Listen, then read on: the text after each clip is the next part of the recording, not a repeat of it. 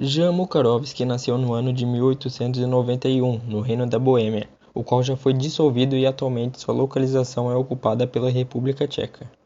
Mukarovsky foi um importante teórico e crítico literário que também acabou atuando como professor na Universidade Carolina de Praga. O teórico fez uma reflexão sobre o funcionalismo, que de forma bem resumida é um ramo da antropologia e das ciências sociais que procura explicar os aspectos da sociedade em termos de funções. E com essa reflexão ele buscava superar a unilateralidade da doutrina. Mukarovsky também falou que os significados presentes nas consciências individuais são essencialmente coletivos. Ele falava que é evidente que o significado coletivo adquire um sentido singular na consciência de cada indivíduo. Porém, o que existe de comum entre todos esses sentidos acaba gerando um significado coletivo. Jan Mukarovsky também analisou o conceito de arquitetura, sobre o qual ele disse a seguinte frase: tomemos o exemplo de arquitetura. Toda ela consiste numa série ininterrupta que começa por produtos destituídos de função estética e vem terminar em obras de arte sem às vezes se poder localizar o momento em que a arte começou a se manifestar. O crítico também analisou as diferentes funções nas obras de arte, que, segundo ele, deveriam ser classificadas com base nos fenômenos sociais. Ele também afirmou que a função estética seria a função mais diferenciada entre todas elas. Sobre a função estética, ele disse as seguintes frases: a função que traz o objeto a primeiro plano é a função simbólica, e a função simbólica, portanto, faz ressaltar o objeto. Com isso, o signo é caracterizado por comunicar algo a alguém, e a função de signo que faz ressaltar o sujeito é a função estética. O signo estético não atua sobre nenhuma realidade particular, como acontece com o signo simbólico, mas ele reflete a realidade de seu conjunto. A referência da função estética não é o objeto, mas sim o próprio sujeito. Mukarovsky fez uma associação entre as funções estética e prática. Ele falou que a função prática associa-se e até mesmo se mistura muitas vezes com a função estética. Daí ele recordou da arquitetura e do teatro. Mas ele sempre deixou bem claro que as duas funções têm princípios opostos. Ele falava que a função prática conduz à ação direta sobre a realidade, ao passo que os atos e as coisas dominadas pela função estética têm um fim em si próprios. O que um signo representa nas funções? Na prática, ele representa um mero instrumento para realizar uma atividade. Já na estética, o signo representa uma finalidade.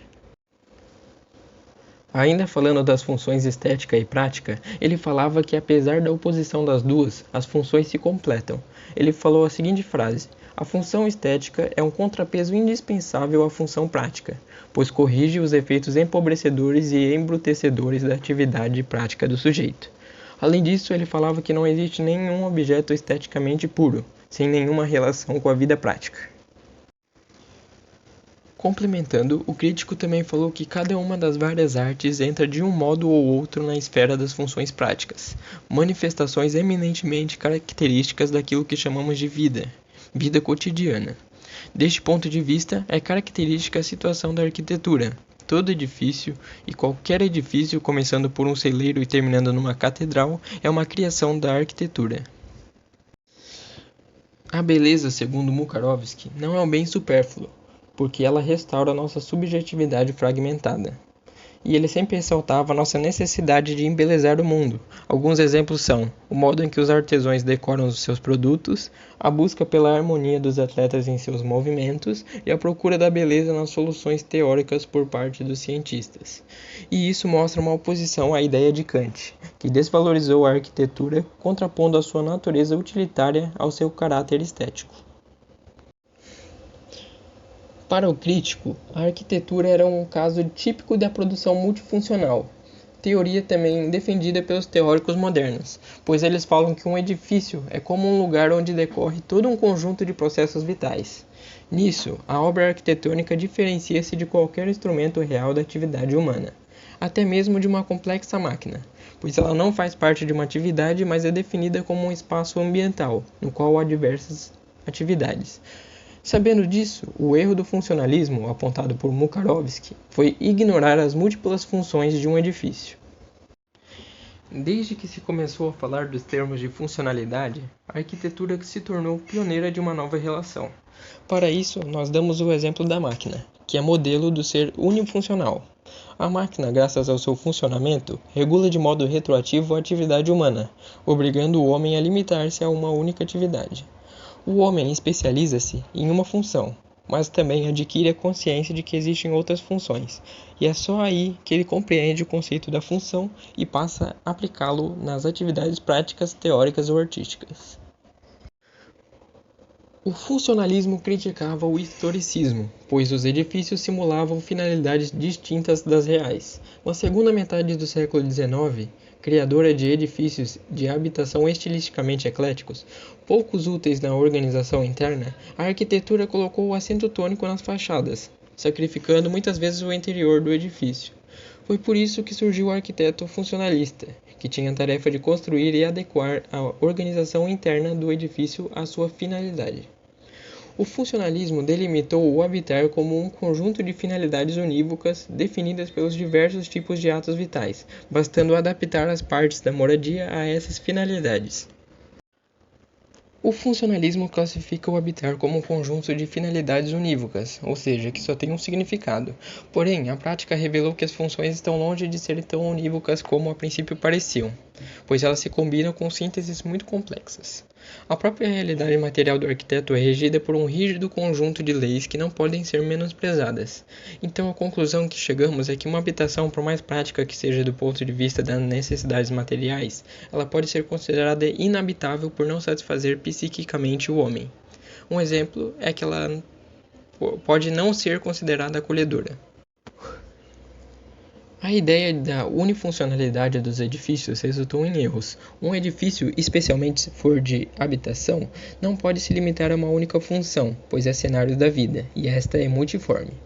A função de um edifício habitacional e a função de cada uma das suas habitações que o compõem é múltipla. Então, embora tenha só uma finalidade, a casa tem que ser feita de uma maneira que corresponda àquelas necessidades do homem. Uma frase do Mukarovsky é: e o que é válido acerca das funções na arquitetura é válido acerca das funções em geral. As suas funções não podem ser projetadas unilateralmente no objeto, antes se tem que contar com o sujeito como fonte de vida delas.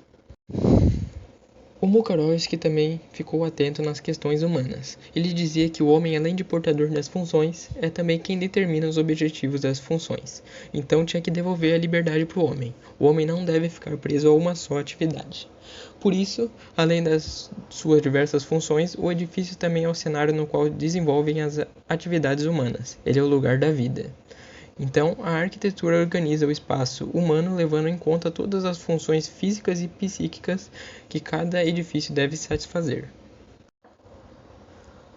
A evolução estilística está vinculada ao gênero construtivo básico de cada época. Na Antiguidade até a Idade Média, era a construção de túmulos e templos religiosos. Na Idade Moderna, a edificação e palácios, e na Idade Contemporânea, a habitação popular. Apesar dessa diferenciação de gênero, segue válida a afirmação de que a arquitetura precisa ter uma relação com o homem na sua totalidade, que satisfaça tanto suas necessidades físicas quanto suas necessidades psíquicas. Um exemplo são os edifícios antigos, que apresentam plantas que não se ajustam às necessidades atuais, por exemplo, pela falta de banheiros internos. Com seus estudos, Mukarovsky pôde delimitar, assim, os 4 horizontes funcionais da arquitetura, uns baseados na finalidade do objeto, presente ou pretérita, e outros baseados na natureza do sujeito, coletivo ou individual.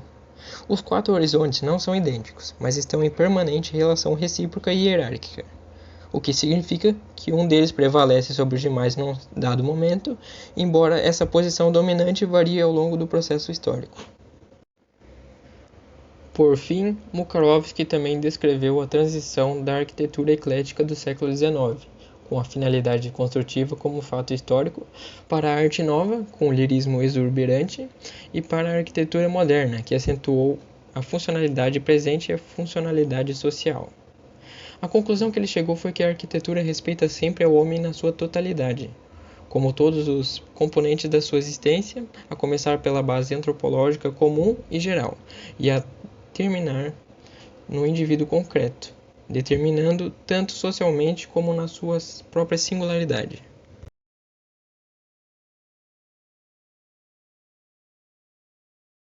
Eco. Nasceu dia 5 de janeiro de 1932 em Alexandria, na Itália, e faleceu dia 19 de fevereiro de 2016, em Milão, também na Itália. No texto, Eco era um estruturalista que retomava as teses de Mukharovsky.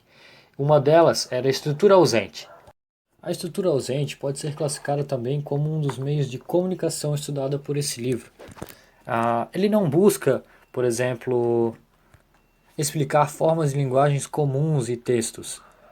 Ele busca encarar objetos comuns da arquitetura, palacetes, palafitas, um pé direito, uma escada ou até mesmo um garfo.